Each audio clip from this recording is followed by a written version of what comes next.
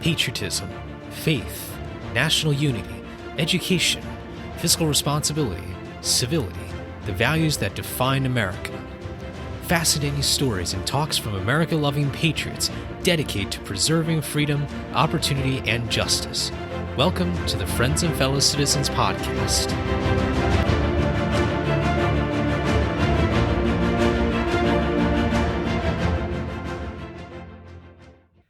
Hello, everybody, and welcome to another episode of Friends and Fellow Citizens. I'm your host, Sherman Tylowski. This is episode 46 with our special guest today, Wesley Hunt. I hope you all had a fantastic 4th of July weekend celebrating this country's 245th birthday. As a kind reminder, if you haven't already, please make sure you subscribe and share this show with your friends and family. I appreciate all of your support, and I really appreciate all of you tuning in today. I'm going to introduce our special guest today, Wesley Hunt. Wesley is a Houston native and was born and raised there in a military family and is a proud alumnus of St. John's School. Upon graduation from St. John's, he accepted an appointment to the U.S. Military Academy in West Point, New York. In 2004, he received his commission in the U.S. Army and graduated with a Bachelor of Science degree in Leadership and Management with a field of study in Mechanical Engineering. After West Point, Wesley spent 8 years in the Army as an aviation branch officer and AH-64D Apache Longbow helicopter pilot. His service included 1 combat deployment to Iraq and 2 deployments to Saudi Arabia, where he served as a diplomatic liaison officer. While in Saudi Arabia, Wesley served as a liaison officer representing the U.S. government in missions involving the Royal Saudi Land Forces Aviation Corps. Upon completion of his military service and honorable discharge as a captain, Wesley attended Cornell University and earned a Master of Business Administration and a Master of Public Administration, as well as a Master of Industrial and Labor Relations. In 2020, he ran as the Republican candidate for Texas' 7th Congressional District against Lizzie Fletcher. The 7th Congressional District is based in western part of Houston, including the Energy Corridor. And I am very, very excited to have him here today. He's still active in his local community, just a wonderful guy to talk to and to work with. Wesley, thank you so much for coming on to Friends and Fellow Citizens. Happy to be here, man. Thank you for having me on. First of all, it's great to connect with you again. I'm really excited for today's conversation. Let's dive right in. Tell us a bit about your background and about how you came to be who you are today. Sure. Well, that's an easy question for me because really it's come from a family background of just military people. My dad did 23 years in the Army. He retired as a lieutenant colonel.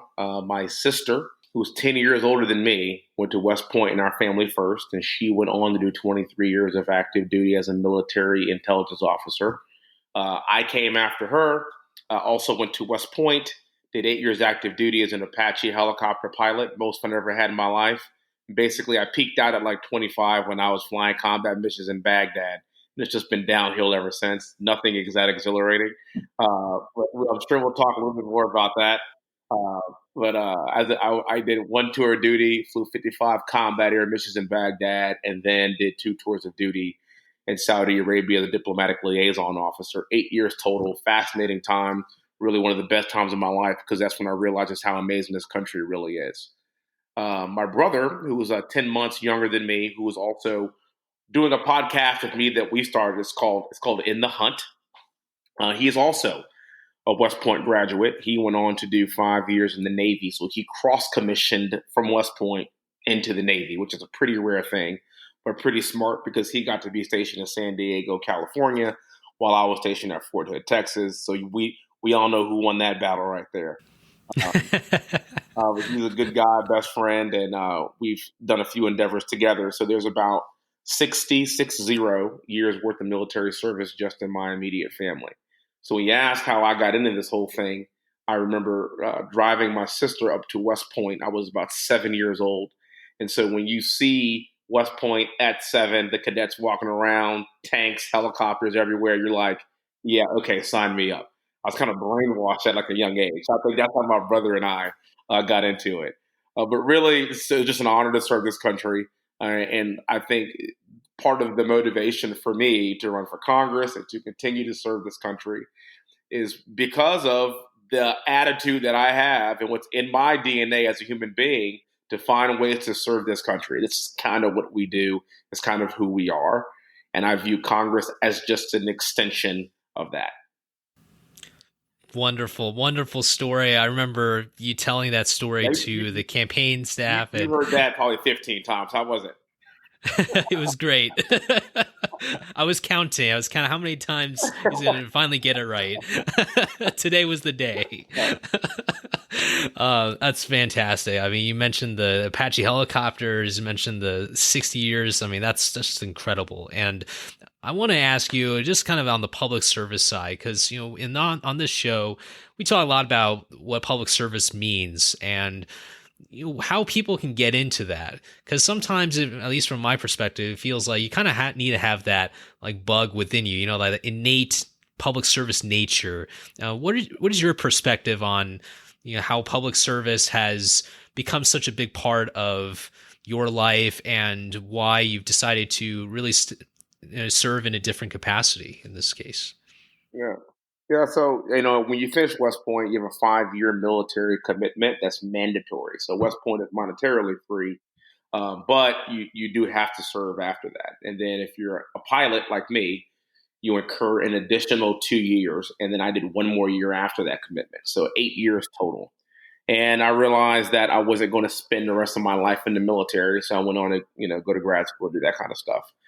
But the kind of person that has the mentality and the kind of family that has the mentality that we have to go into the military, to all deploy to a foreign land in a combat zone, to all have me personally having missions in a hot LZ.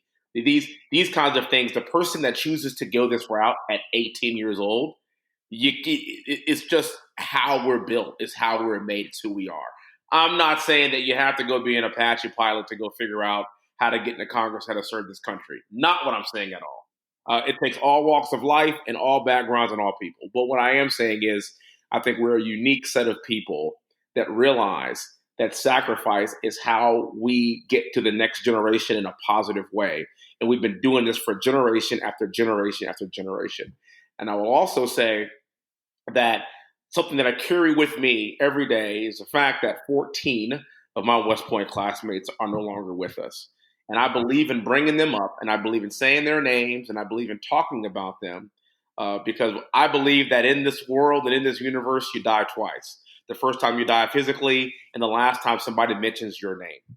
And I feel like as long as we keep mentioning their name, as long as we keep continuing to serve in their honor and in their stead, since they paid the sacrifice for us to continue to live in a free country, that's all the motivation that I need to get up in the morning and continue to serve. You shared about these 14 brave soldiers whom you think about a lot, and I remember you mentioning how you think about them every single day, as during your run and during your life. So, what kinds of stories can you think you can share about your experience in the military, and specifically maybe about the kinds of lessons that you learned, as a soldier, as now a husband and father? I mean, what sort of lessons have carried on through your life as you kind of reflect on your military career and time as serving for our country? Mm-hmm. Well, one thing I've learned is there are no atheists in foxholes. So when you're getting shot at, everyone believes in God. That's the first thing that I realized. And the other thing that I realized, that in the military and in the army, when you're getting shot at, politics don't matter. No one cares. No one cares why you're there. No one cares who sent you there. No one cares what party the president is or the House or the Senate. No one cares. The only thing that you care about is making sure that you do your job so that the man or the woman to your left and to your right or on the ground gets back home to hug their kids and say hi to their mom again. That's all you care about.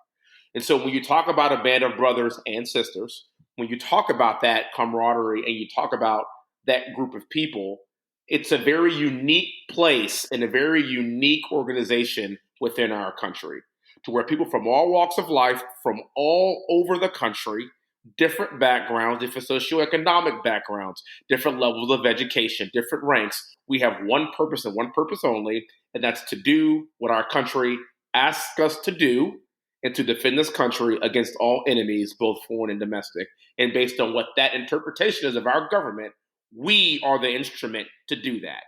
So you have to put everything aside, put all your feelings, your emotions, your political leanings, your biases, everything, your schemas, everything that you have, because you have to go achieve a mission. And if we're not on the same page, then somebody can die. Full stop. So this is where, for me, we need more of that attitude, in my opinion, in Congress. And like I said, I am a politician. So look, I am partisan. I am a Republican. I've picked sides. I understand that. But it's the idea of understanding that our country is most important. And what are we doing to further our interest to preserve freedom for our future posterity? That's the argument that I think can always be made for military people. And when I meet somebody that formally served, we can have a conversation, particularly a congressman or woman, and then I hear they're a Democrat, and I'm like, I'm sorry to hear that. And then we can actually have a serious conversation about, okay, now that we've got that out the way, where did you serve? What did you do? Who did you know? What year group were you? We had this instant camaraderie aside from political leanings that I think is really important to have. Exactly. And that's really literally the last place I feel like in this country, that is the military, where that stuff goes out the window, and you have to get to know the individual that you are going to fight next to, and that supersedes anything else. And that's the kind of attitude that people like me have, and that's why I served. And everybody doesn't have that. I get it. We're kind of special, but I'm proud to say that I'm definitely in that group. Yeah, that's so funny. Especially, I love when you said, "All right, let's get this out of the way real quick, and then we'll move on to the best stuff out there." The camaraderie is really something. I feel like that's also the lack of camaraderie in Congress is really a big issue, and maybe that's something that you see as well. Because when you see how members fly in on Monday night or something, and then they leave on Thursday. I mean, how much time, and not to mention all the Democrat lunches and the Republican lunches and all this kind of stuff. I mean, how much time do you really have to get to know Chris from the other side of the aisle? It's just not going to even be possible. So I'm really glad you brought up camaraderie, and I think this is a good transition into the campaign and some of these national security issues that we're dealing with, because I think about the role of the military, and I look on my life. I'm a young guy, but a lot has happened since I was born. And yes, that's right. And I mean, I reflect on 9/11. I reflect on the invasion of Iraq and Afghanistan and the pullout. But then think about the ISIS, and now we're thinking about China, Russia, and just all kinds of things, that it took me some time to process. So tell us a bit about the campaign in Texas 7th District and some of the things that you took away from it. Yeah. It's I mean, this is at least people shoot at you, but it's not with like real bullets this time. So it's still pretty rough, right? Right. It's not that scary. Trust me. It's kind of it's I chose to run here. I'm from Houston, born and raised here in Houston. Actually, kind of grew up in Northwest Houston, but went to high school right here in the heart of the district. So I know it very well. And the previous congressman prior to our current congresswoman, it was George H.W. Bush, Bill Archer, a guy named John Culberson, all Republicans. And then in 2018, it flipped to Democrat hands.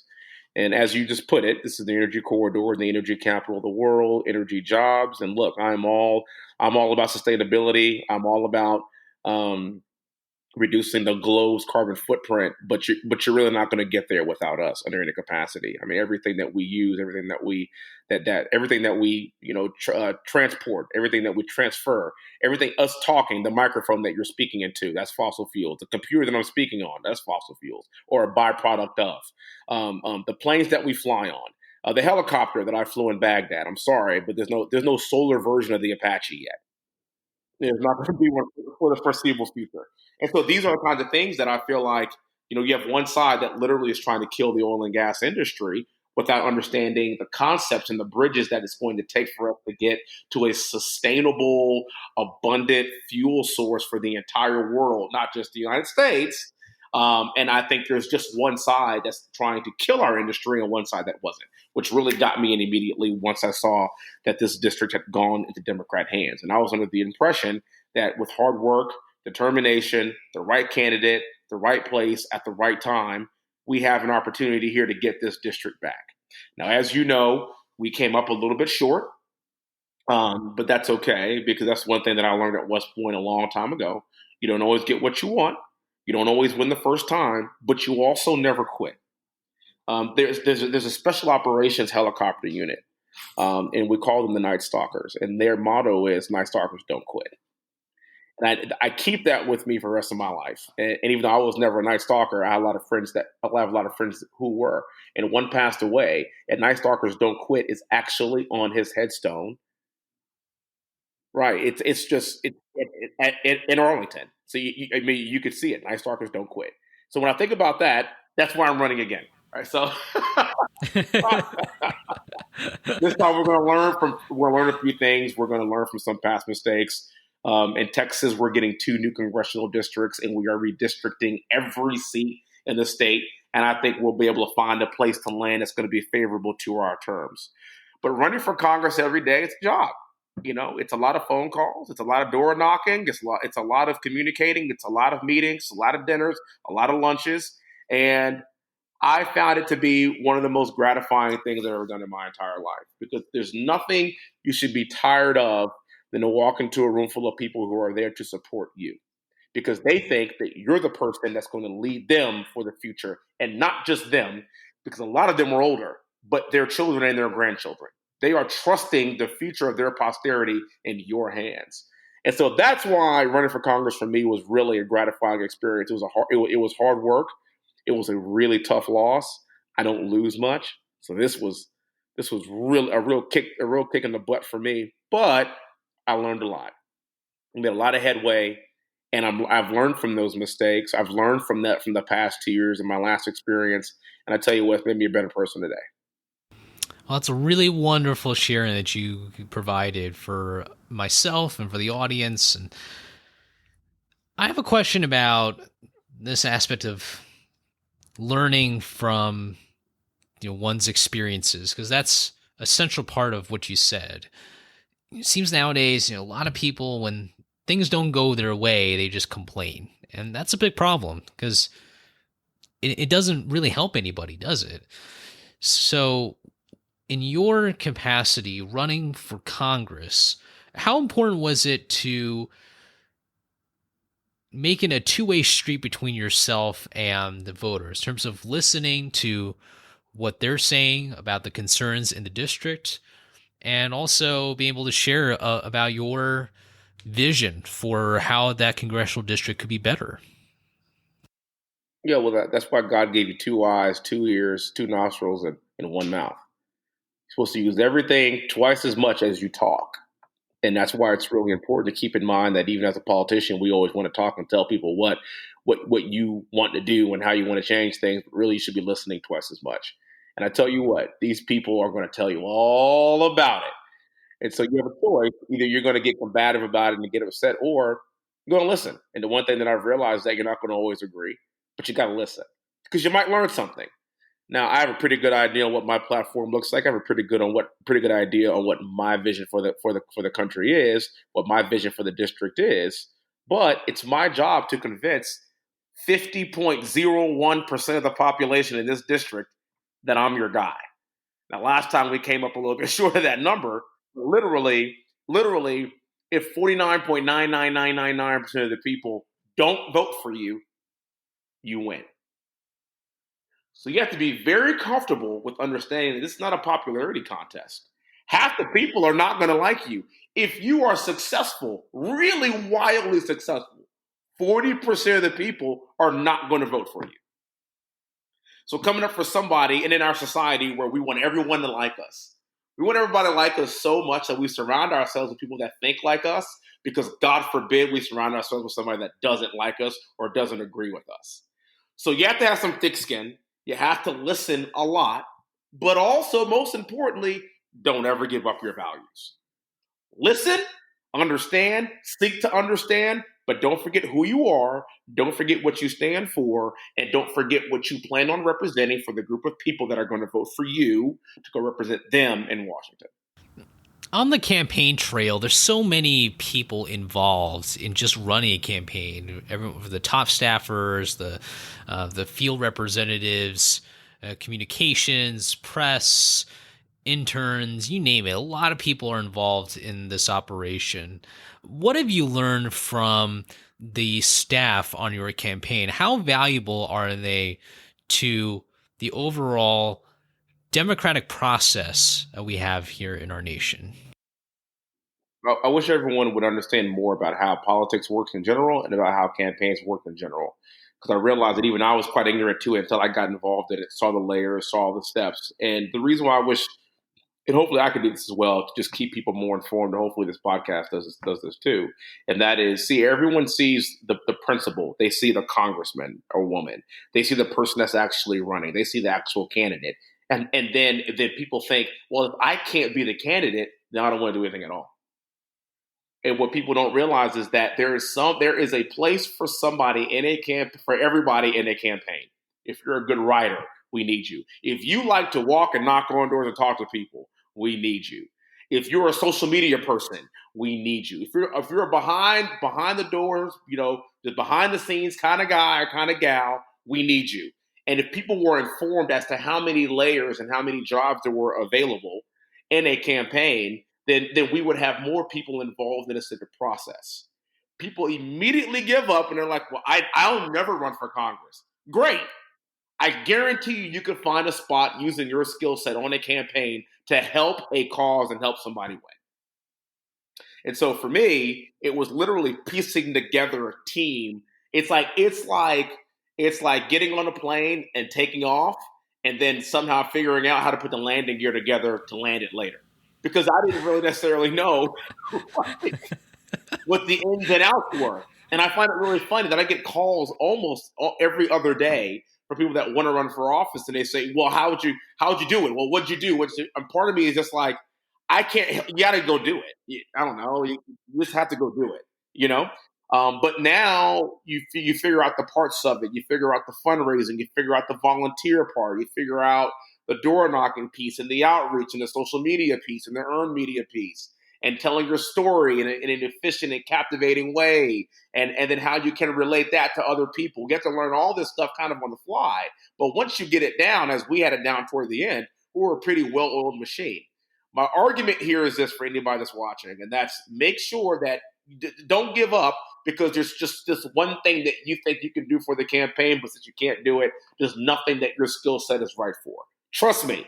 Trust me. There is something that you can do on the campaign, so get actively involved. And most importantly, get actively involved behind a person or a campaign or an idea that you're passionate about. Because once you're passionate about it, then you will find a way to make it happen. Wonderful advice. And I hope that you didn't have to create any landing gear for the Apache helicopter, so you're flying. That would have, I would have read that somewhere in the paper anyway. All right. Well, I want to get into just a few national security issues here. The things that obviously are affecting not just the military, but really our nation as a whole. I'm actually recording right now from Vegas, and I actually went to the Atomic Testing Museum, which is actually a really great museum. And it's just awesome. It's got great stuff. You learn a lot about Nevada. It's not just about gambling. But it's also, in a way, it's about gambling about national security too, which is kind of the whole point. But Wesley, I want to ask you kind of when you're looking at the national security landscape. Obviously, you were on the campaign trail. You still keep up with what's happening. You're still on TV and talking about all the different kinds of issues. What do you think are the top 3 national security issues that you have witnessed or that you believe are super, super important facing our country today? So the top 3, I would say, are China, China, and China. jokingly, but actually quite seriously. If I have to say more than China, the biggest national security, number one, cyber. China, number one. Number two is cybersecurity, which is, you guessed it, China, Russia, other enemies of our state. And then lastly, I would say border security is actually a big issue for us if we're talking about keeping our country safe. So, and the reason why I say China is because we're going to see what happened with this whole COVID-19 thing, the whole coronavirus issue. But it's getting more and more clear that this country is using biotech to influence the world. Now, again, we're still waiting for the formal investigation to reveal this, but I mean, COVID-19 coronavirus or the Wuhan virus it came out of a Wuhan lab in China. So I don't know. Call me crazy.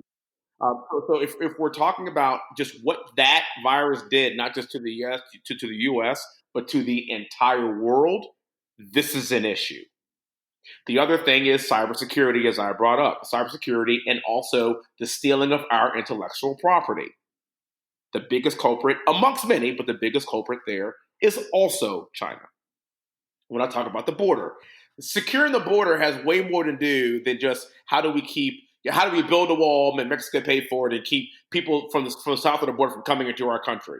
No. It's a national security issue because we as a sovereign nation need to know who and what is coming in and out of our country at all times. If we can't do that simple task, then how can we keep our citizens safe? The number one role of the federal government is to keep our citizens safe. Number one, it's not to educate, it's not to cut checks, it's not to spend more money, it's not on health care. The number one role is to keep us safe. And if we don't know who's crossing the border, then we are failing miserably at that point. This is not a Republican talking point. This is an issue of national security. Those are my top three. I can go on and on and on. But I think today, and this might change tomorrow, but today, those are our top three. Absolutely. And a question about, our military readiness in China. Obviously, we're dealing with a very different kind of battlefield. We're dealing with many different kind of battlefields, I would say. The cyber realm, that's a unique battlefield that we were not really talking about a whole lot during Iraq or during Afghanistan. This is a new area where cybercom and other agencies really need to be involved.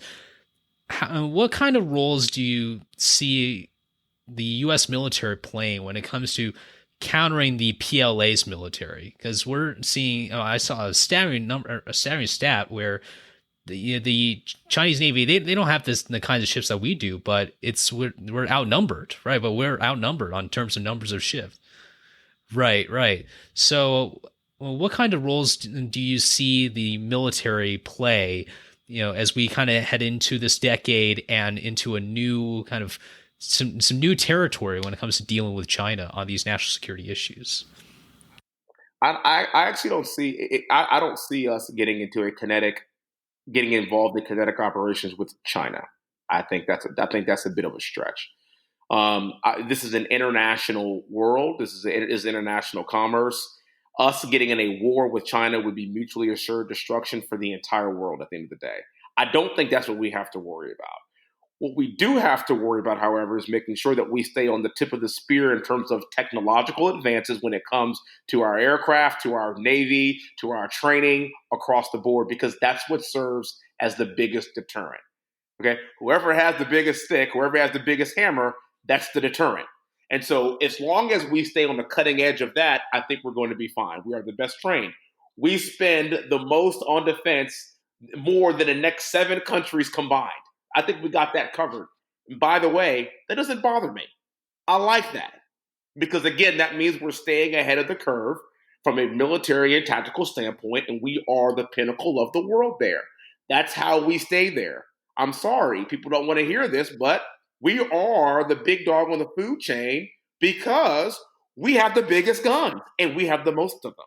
If you like the safety that we have right now, no one's going to invade us as long as we continue to invest in our military and invest in technology for the future. Now, everybody wants to make fun of Space Force because, Even I kind of did because it's kind of a funny name. It's kind of weird. Um, but the last administration actually right about Space Force and about cybersecurity. That's the next and final frontier. I'm not trying to quote Star Trek, but it is kind of the next and final frontier. And that is, how are we going to compete with these other countries, particularly what we just saw with that pipeline here in the U.S. that was hacked by Russia, and we know this, and what we see with China stealing our IP. How are we staying ahead of them to prevent them from doing that as well? And so this is where, for us, spending on defense is really important to me, and we must keep doing it because this is what keeps us safe. It goes back to the number one role of our government, of our federal government. That's to keep us safe. Absolutely. Well, we definitely want to make sure that all of our Space Force personnel all get the, what is it? May the force be with you. We need to make Right? sure maybe a message from the president with that message would be kind of cool. By the way, I would love to have you record it'd be great to see a message of you, on one of those, I went to the Resorts World here in Vegas. It's a new brand new hotel. They got this huge LED screen. I would love to see your message about the U.S. military there in Beijing or something to broadcast it right to the Forbidden Palace. I would happily endorse that. Xi Jinping would disagree, but I don't care. Yes, he would. I don't care. I have free speech here. Technically, in his authoritarian state, he might not have so much free speech over there at this time. He does. Right. But fantastic. Well, I want to now move a little bit into kind of really the central pillar of this episode today, which is, why Congress needs more veterans. And one of the reasons why I decided to jump on your campaign, Wesley, is you deliver a really powerful message about this. Because when I see the kinds of things that are happening in Congress at this time, when you have a lack of leadership, you have people who, for whatever reason, I get that they have their own way of voting and everything, but there's some larger things that need to be dealt with, and not just the kind of back and forth between witnesses or with other members. There's a lot that's happening right now when it comes to this deterioration of institutions and of some kind of civility and discipline in Congress from my perspective. What are you kind of seeing right now as kind of the biggest issues that are facing Congress as an institution, and maybe how your campaign and your platform could help address that, given your experience serving in the United States military? It makes it very difficult in times right now when you have a faction of Congress and a faction of this country that literally doesn't believe that America is good. Now, it ain't the Republican side, by the way. So if you're going into conversations and there are groups of people that believe that currently, as we live and breathe, like today, like in 2021, that America is not worth fighting for anymore. That America as a whole, our laws, our systems, everything that we do, live and breathe, is literally systemically racist no matter what. That just because of the color of your skin, you are inherently racist against somebody else without understanding your background, where you came from, who you're married to, who your parents are, I don't know. Without understanding the individual, literally just based on the way you look, you're a racist. That, to me, is the problem that we see right now with all the division. If 10, 15, 20 years ago, we could all agree that America was good. In fact, America was as good as it gets. Yes, we have a checkered past. Yes, we've had some issues in the past. Of course we had. My great-great-grandfather was a slave, but his great-great-grandson will someday be a congressman. What are we talking about here? I am in the business of talking more about the progress that we've made over time and how to refine it and get it better, because this place is inherently a good place with good intentions. That's where I come from. If you're trying to explain this to a group of people that inherently disagrees, like, for example, they inherently think that all police are bad, all of them. They're all so bad that we want to defund them. All of them. Not a few bad actors here and there, not the fact that these people get up and try to protect and service every day and risk their lives every single day. Oh, no, no, no. They're all bad. This is where we're seeing a lot of the clash because we can't even agree that America is a good place and a good place to be. When I spent 2 years in Saudi Arabia, I left there in 2012. And when I left there, women did not have the right to drive. Half the population did not have the right to operate a motor vehicle. That's unacceptable. Now, I'm not saying that we don't have our issues and we don't have our problems, but that's what's happening in other parts of the world. In certain parts of the world that I lived in, there were still public beheadings based on Sharia law that still exists today. In Russia, if you're gay, you might get thrown off a building. It's happening today. And so my campaign and what I'm about is how do we get over all of the optics and the way you look and the color of your skin, and we start having conversations about the content of each individual person's character. How do we distill all of this down to the individual American? And we are all Americans first. That's it. And if you don't see it that way, then we have a problem. And the one thing that I always tell people is I don't even call myself African American. I'm a black guy. I'm an American who's black. I actually like black dude better. Why? Because I am an American of African descent. But I'm an American because I'm somebody that's willing to die for this country regardless of what you look like. And by the way, 14 of my West Point classmates that died, they were all white. But they didn't die for white people or black people or Hispanic people or Asian. They died for Americans. So until we can get that message to everybody else to understand that we are starting from America is good, we're going to have a problem. But that's why I'm here, and that's why I'm running. Because I think people like me have an opportunity to educate those to get people to where we have that baseline understanding of this country. And just like I said, we could then hash out our differences and where we view our political party. But then after that, let's have a conversation about how we're going to make our country better. I think you absolutely nailed it, especially when you were mentioning how different other cultures were. I mean, we throw around the expression first world problems a lot, but it's actually a real thing. It really is like, that's why I don't throw it out around as like a gag word anymore, because it really is. It really is happening. It's the more I'm seeing what's happening in politics and how people think and act and everything, the more it becomes real.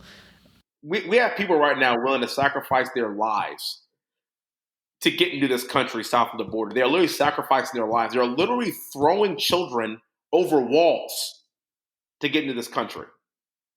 And I'm sorry, you don't want to stand for the national anthem? Oh, okay. Okay. And again, I don't mean to get too political, but I mean, this is a lack of perspective that we have. Yes, we have some faults. Yes, we have some issues.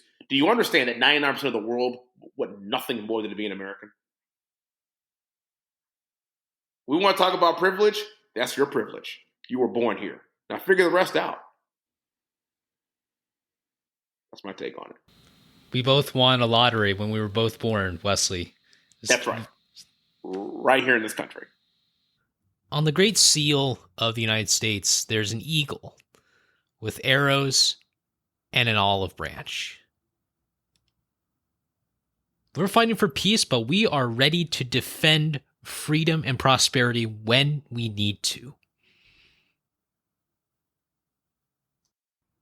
That symbol carries so much more meaning than more people can ever imagine. It means something to a person born in America, an American family, American generations. That's my feeling on that. And when we see politics just seeping into everything, into sports, into entertainment and food and everywhere, where is the line here?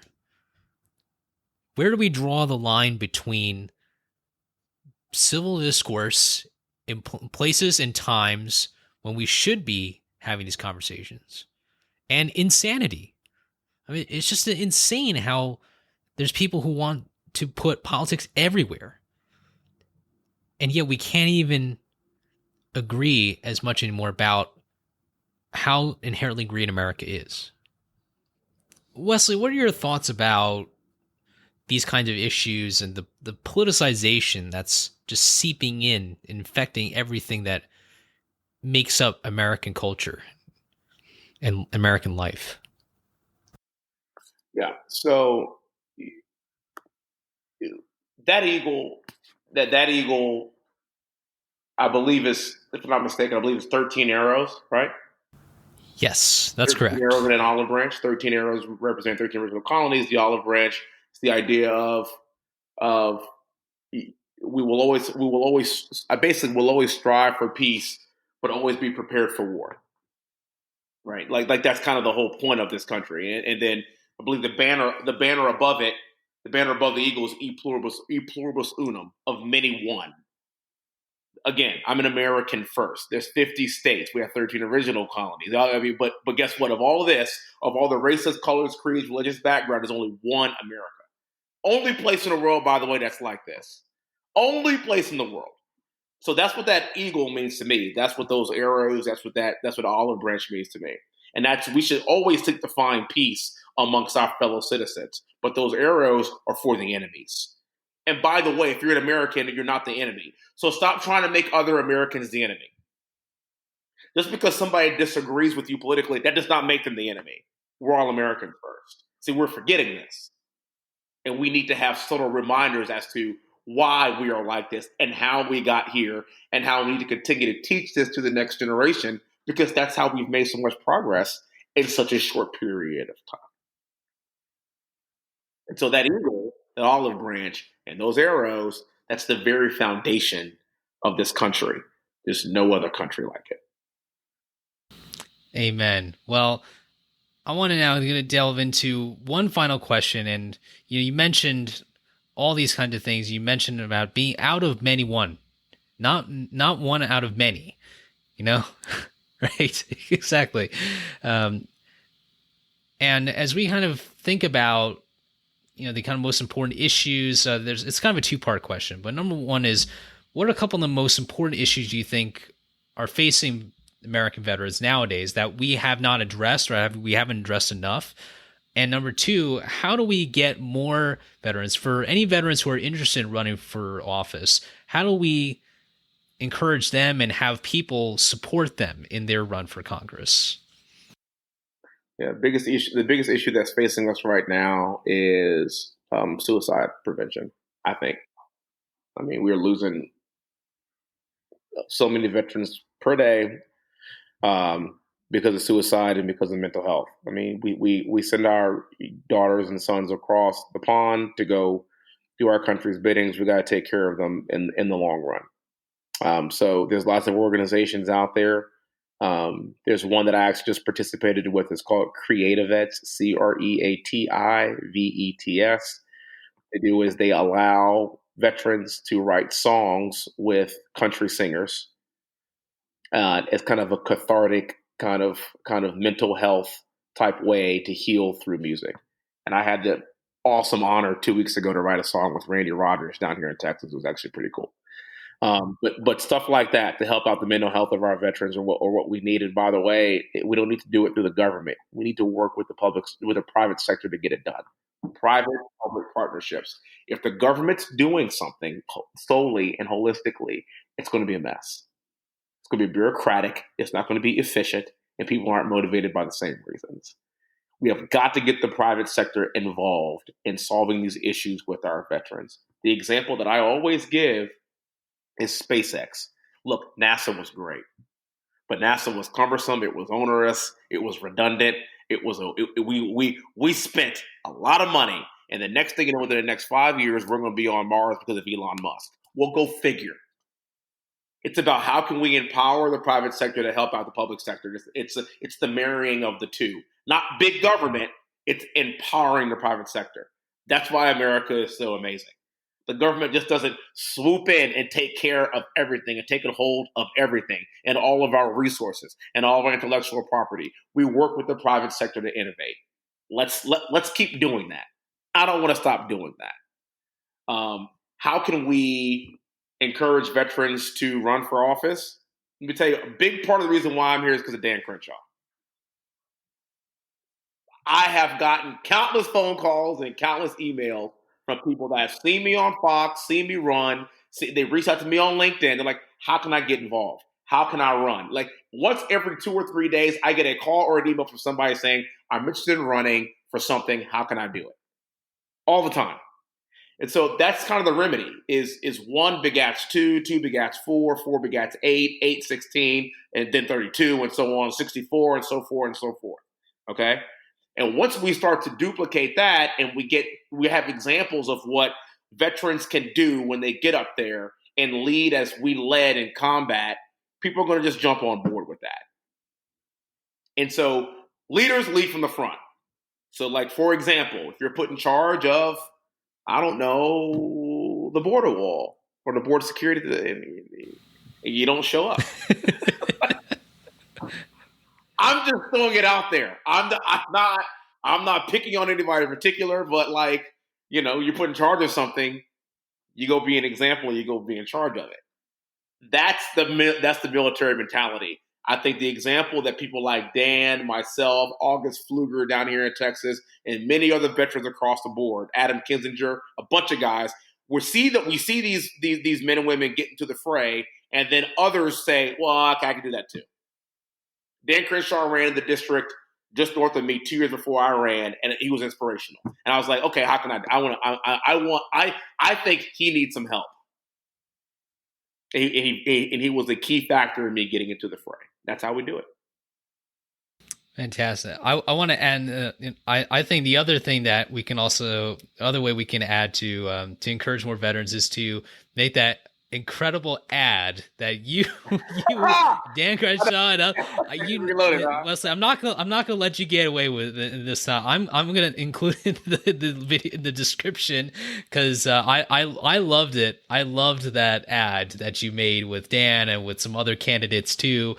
Some others are in Congress already. Pfluger, Tony Gonzalez, some others. He's in Congress as well. Yeah. Tony. Yes, exactly. Tony Gonzalez.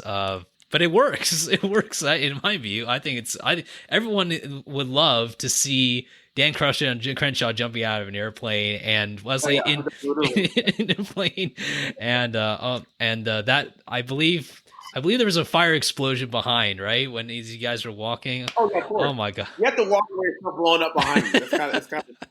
If you didn't, that's like a bucket list thing. It wasn't on my bucket list, and I was like, oh, that's definitely on my bucket list.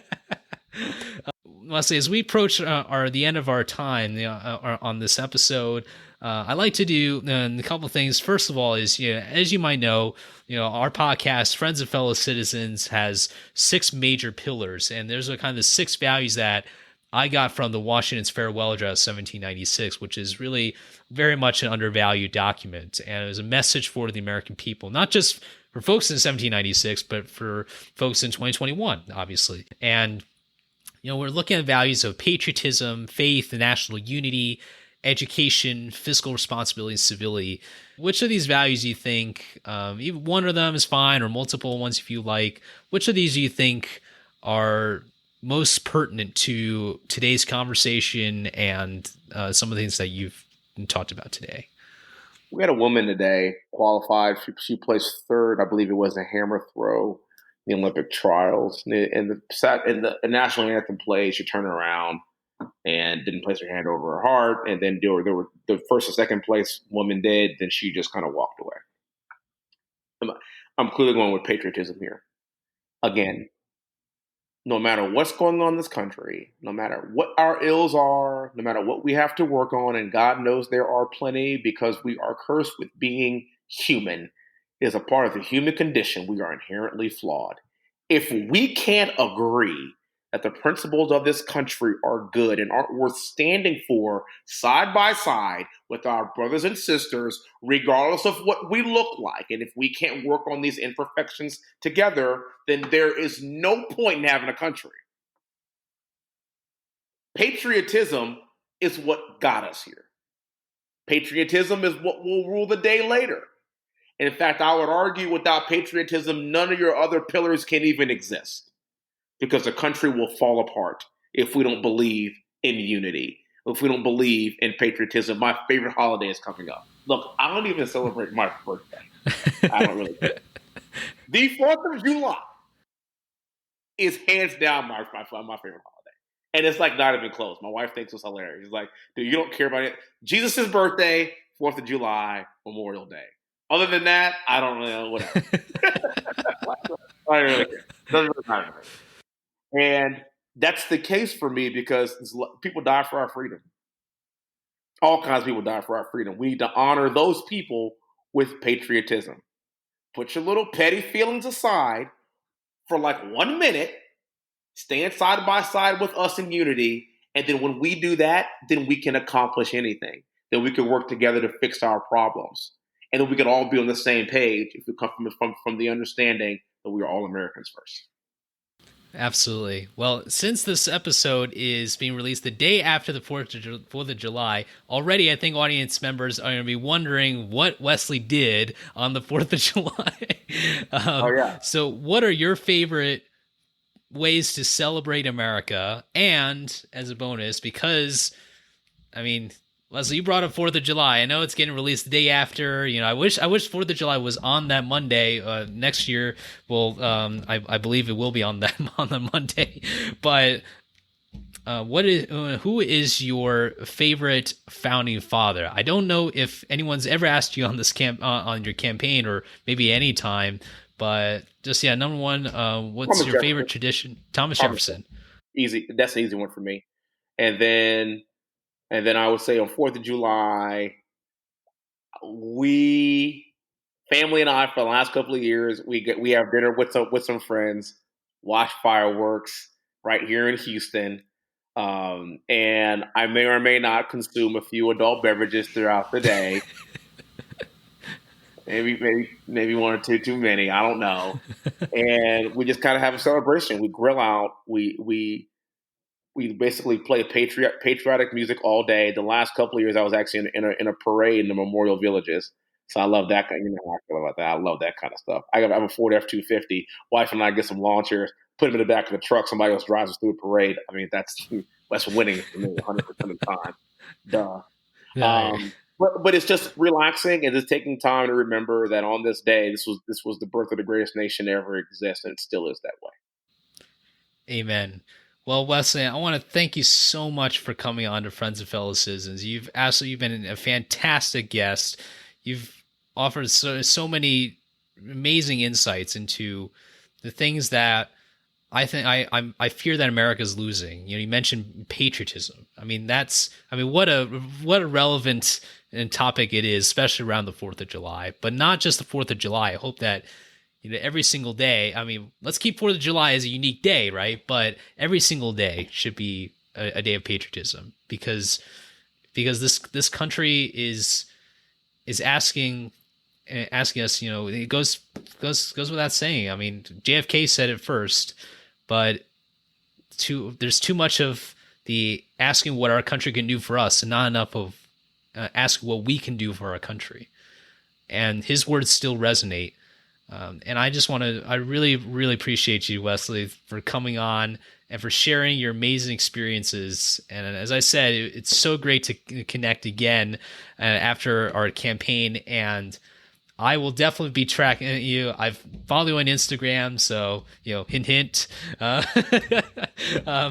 I follow you on social media to see what you're up to, and I can't wait to see what's coming up for you because you ran such a great campaign, and it means also, if I may say, the other reason why I also wanted to join a campaign is also because I went to the Bush School of Government Public Service, and George H.W. Bush used to represent that district.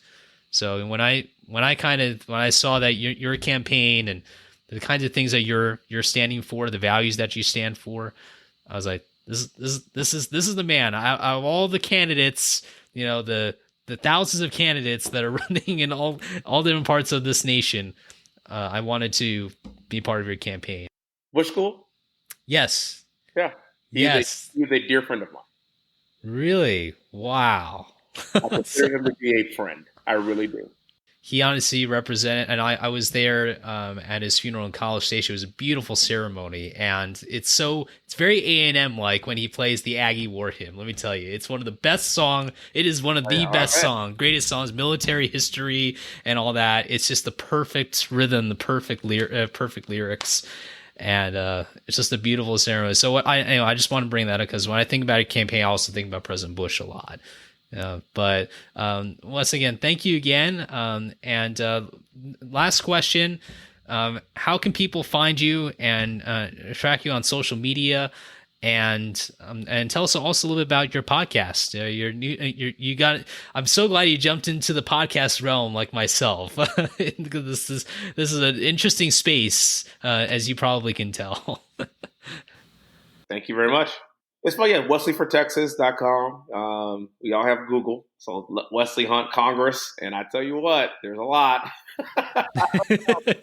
I haven't Googled myself in a very long time, but last time I did, I was like, this is good. Wow. Especially after the Rogan, as I did the Rogan's podcast, that pretty much blew up everything. But yeah, just wesleyfortexas.com. That's my side website. And we'll be up and running here on July the 10th. We're on Instagram. We're on Facebook. Again, Wesley for Texas. And I'm really looking forward to it, man. It's going to be fun and going to learn from some things that we did last time, but there's no losing. There's only learning. So looking forward to the next phase. Oh, In the Hunt. Yeah, my brother and I are just doing a podcast. It's called In the Hunt. We're on Spotify. We're on iTunes. We're on YouTube. Yeah, we're on all that. And basically, it's my brother and I just talking about the world through the lens of under 40-year-old, black male conservatives that just kind of have a very nuanced take on the way we view things. And I think it's getting some pretty good traction. Wonderful. I'll make sure to link those in the show notes below because I don't want anyone to miss out on this. Also include the Joe Rogan interview, by the way. Yeah, That was one heck of an episode, and I'll make sure to include that. But I want to thank you all for listening to Friends and Fellow Citizens, listening to this episode. I hope you enjoyed it as much as I did. If you haven't already, again, make sure you subscribe and share this podcast with your friends and family. I really appreciate all of your support. I hope you had a great 4th of July weekend, and I will see you at the next episode.